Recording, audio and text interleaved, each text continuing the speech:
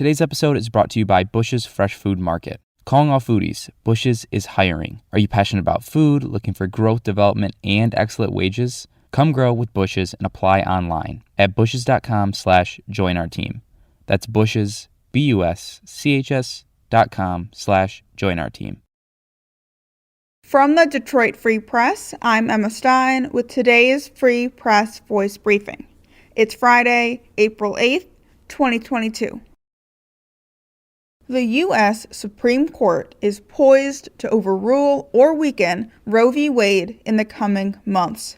If that happens, Michigan would fall back on a 1931 law that makes abortion a felony in nearly all cases. On Thursday, Governor Whitmer announced she's asking the Michigan Supreme Court to rule that the law violates the state constitution.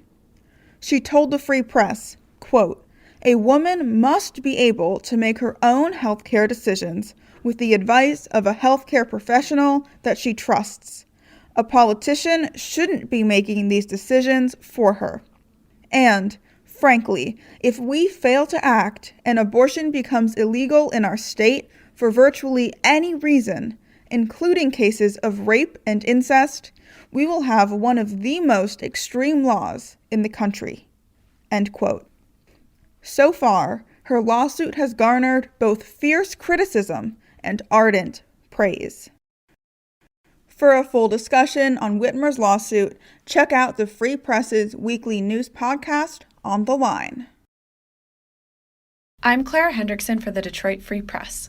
In 2 weeks, Republican delegates will decide at their state party's convention which candidate they want to challenge incumbent Democratic Secretary of State Jocelyn Benson.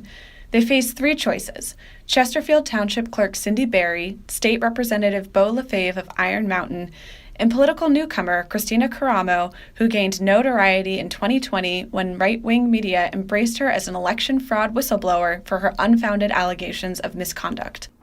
The Secretary of State's race isn't typically the marquee contest in a midterm year, but conspiracies and controversies stemming from the 2020 presidential election have thrust it to center stage in the swing state. Caramo is seen by political observers as the front-runner to secure her party's endorsement because she has something her Republican challengers don't: the backing of former President Donald Trump. And his unusual intervention in the down-ballot contest has made the last election a key flashpoint of a race that typically focuses on services at Secretary of State branch offices. Detroit's most famous counterculture hotspot is on the market.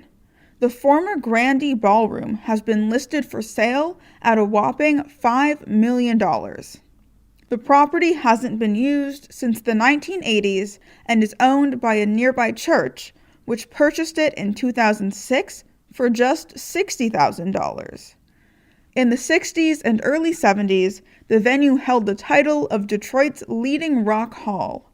Touring guests included Led Zeppelin, Pink Floyd, and The Who, and locals like MC5 and the Stooges were regulars. The sale listing said just how important it is for the buyer to understand the history associated with the building and have a vision to restore the quote-unquote iconic real estate to the city of Detroit. I'm Kirkland Crawford with the Free Press Sports Department, getting you ready for opening day at Comerica Park.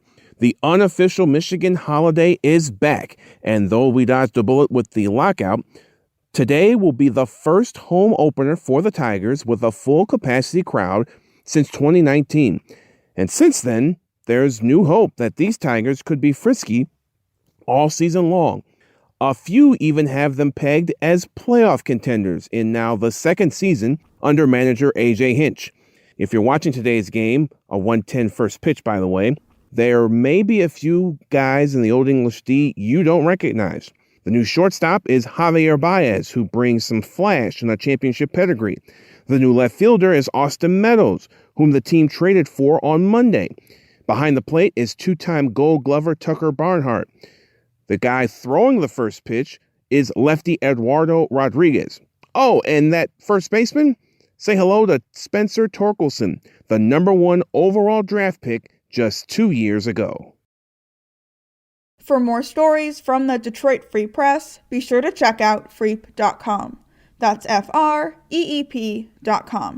Have a great weekend, and I'll see you on Monday.